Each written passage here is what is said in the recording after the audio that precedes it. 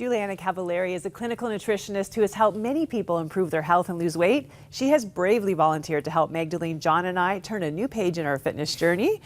Thanks for coming on board. My pleasure. Thank you so much for having me. See, it's still a new day, so she doesn't know that we're a challenge yet, and that's why there's still this warmth and friendliness, right? Yeah, that's okay. I'm okay with challenges. I like a good challenge now and again. And we're committed to this journey, so we're not, we're going to listen to you. I have been listening to you. That's excellent. And That's really good. one of the things actually that has really kind of forced me to think in a new way, and it's been very strange, is that you've asked me to eat more protein and more good fats, put fat back into my diet. So for me, this has been like turning the corner because, when I was younger, I had high cholesterol, it runs in my family. So I've been eating low fat for like 15 years. And when I mean low fat, I mean no fat. Well, except when I know that I'm eating fat, saturated fats. But, in general, I'll just avoid fat, like avocados and anything like that. So why are you telling me to do this crazy eating? Well, speaking with healthy fats, unsaturated fats are really, really good. And with cholesterol, you want to make sure that you have a healthy balance. So there's good cholesterol and bad cholesterol, but they're both good for you. You do need a good balance of them. And it's just a way of finding a good way to balance them as best as you can. So with healthy fats, like avocado, coconut oil, that kind of, and salmon, which I have right here actually, salmon, tuna, all those healthy fats are really good for hormone development, and you do need a healthy balance with that. So that's why I do state the importance of getting your healthy fats into you. So, you want us to snack every 2 to 3 hours to be eating something. And so normally I would grab like a pear or an orange or something like that, thinking that was healthy, but you're saying eat less fruit and eat more something like cheese or whole wheat crackers or yogurt, Greek yogurt. So why the protein? It just feels wrong, but I'm doing it and it actually is working. So it's why is it working? So so when I put a limit on your fruit intake, you're more likely to have different types of snacks, because food is sometimes easy, but when you have something like light baby bell cheeses, they are low in fat and high in protein, and protein really increases your metabolic rate, plus it keeps you full a little bit longer, so that you're unlikely to eat more throughout the day and increase your calorie consumption. So that's why I always state the significance of eating something more protein or more vegetables, so that you can get that healthy nutrients in you. I do notice that I get full and I can't eat as much as I used to. So and I am noticing that I'm losing weight at a faster rate by eating the things that I thought that I shouldn't. So I know that it works. Yes. And as women, one of the things that we talk about and one of the things we want to do for you is we want to make sure that we leave you with advice that you can be applying to your life. And we want to help you along, and we're hoping that you're joining our journey. So, metabolism, some of us just say, oh, I just have a terrible metabolism. That's why I can't keep our weight under control. And obviously it does play a factor, right? Of course, yes, it does. And as you age, our bodies slow down a little bit, but that's just a matter of, genetically, it's just how we are. But there are many ways we can overcome that and at least help the body increase your metabolic rate by eating frequently. I've been telling you and Maggie to eat frequently because it does help kickstart the metabolic rate, as well as eating more protein and exercising. So for women in their 20s, they pretty much have it made metabolically, right? Like there's not really a lot going on. I mean, they've got a great metabolism. Absolutely, yes. But into your 30s, a small change women might notice, right? Yes, it does start to change your, if you have been pretty much sedentary, the process tends to occur a little bit more faster, I guess you can say. But that's just a matter of, and usually in your 30s, many people may have had children already, and that kind of it may start a little bit, but the hormones change a little, or they're starting to change a little bit, and it's just a matter of like I keep saying, keeping active is so important, so that's why. It's the number one thing. And then, of course, in your 40s and then into your 50s, you're facing hormonal changes as well, right? Yes. And you're losing muscle mass? Yeah, so your muscle mass tends to dwindle a little bit. Plus, in your 40s and 50s, the hormones are starting to change. And what usually happens is, with women, estrogen tends to come down a little bit, and therefore insulin goes up, and also your thyroid levels go down. And that's called hypothyroidism, which is pretty common amongst, as we age, it does come up more frequently that I've seen personally. And that all contributes to weight gain. So you get hungrier with that, absolutely, right? yeah, it does spike up your appetite. Absolutely. And the lean muscle mass is bad as well, because muscle is actually what fires your metabolism. So if we Yes. let that happen, if we're not being active, even if we're eating well, it's still not good, right? It's still not good. I mean, it's good. Obviously, you're eating healthy internally. It's all good.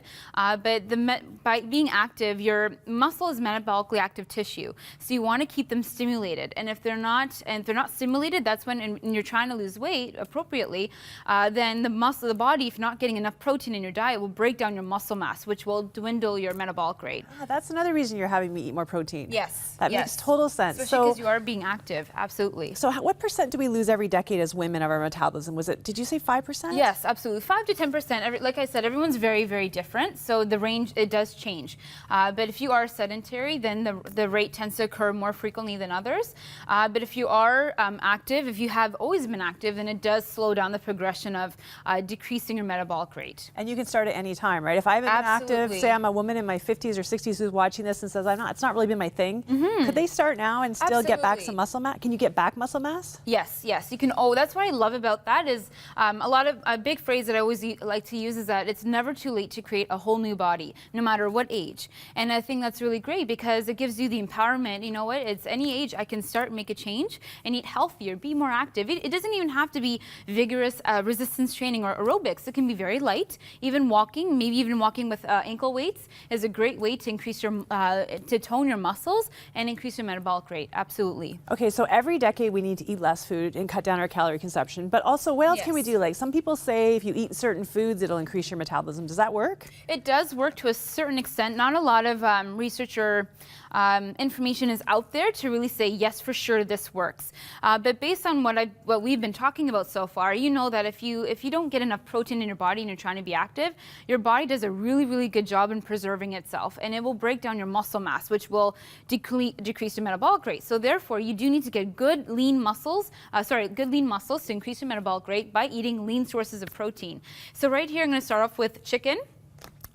Poultry is a really good way to increase your metabolic rate. It's very lean. Even turkey is another one that you can use, and I think they're really good. Lots of even good amino acids like tryptophan is in there. So we're not talking about a big juicy steak here. No, yeah. I mean, once in a while, those are fine, absolutely. But a little bit of a chicken or turkey most days of the week would be great. But I think beef once a week is fine too, just because of the iron and the zinc and other really good nutrition and vitamins and minerals that you get from those products are good too. Yeah, the Bible says everything in moderation. Right? Everything in moderation and balance, absolutely. And so tuna? Yes, tuna, salmon, even canned sources are fine, just because sometimes it's even a bit lower in income kind of thing. So, I mean, it's a great way to get your protein up, not even by spending too much money. I think it's a really good way.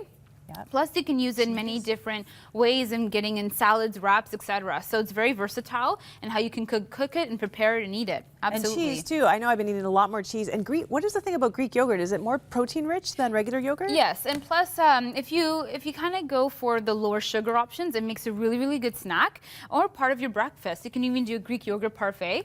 But I'm a big fan of Greek yogurt because of the protein component as well, and it does keep you fuller longer, which is a good way to start your day right. It's been good because I'm lactose intolerant. So you told me that light Babel cheese actually works, and it hasn't bothered me at all. Ricotta also I've done, and I found a Greek yogurt that was lactose free, which was a lot of work. Yes. But it does exist, just so you know. Yes. So for those who have dietary restrictions, it's always a little more challenging. Absolutely. And then what's this red stuff? Cayenne pepper. So red pepper, black pepper, cayenne pepper has been known to increase your metabolic rate a little bit.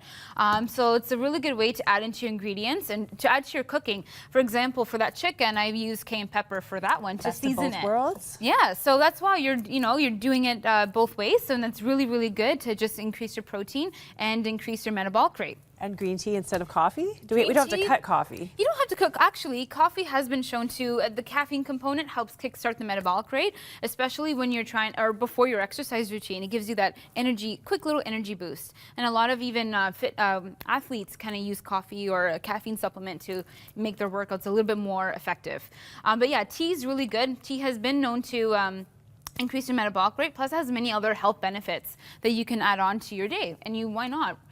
You get many good nutrients, good metabolic rate, good protein, and you're off to a good start, that's for sure. And I know all this is important because, you know, when people cut their calories really, when they're trying to diet, they can actually hurt their metabolism. So yes, food absolutely. helps, eating a number of times a day helps, working out helps. These are all great tips. Thank you so much. You're welcome. We're looking forward to hearing more. And we'll be blogging, Megan and I, about our health journey. Juliana is part of that. She'll be blogging and also including some of the information plus more that we learned today. Go to crossroads360.com and check it out.